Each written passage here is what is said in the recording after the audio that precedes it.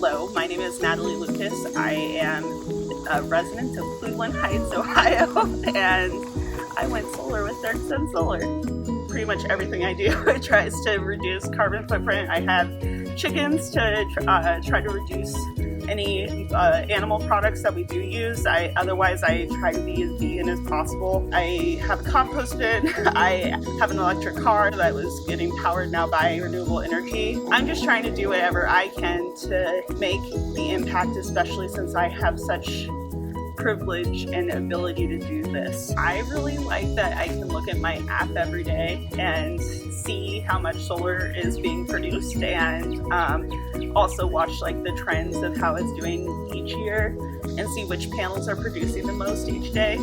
I think that's very fun. Not only am I like helping the planet and like helping my bills and just like saving electricity, it also increased the worth of my house significantly. Even if I made like $8,000 off this investment with the additional electricity savings, like it makes sense. It's like one of the few things you can add to a house that like actually gives you a return on investment instead of just soaking up money.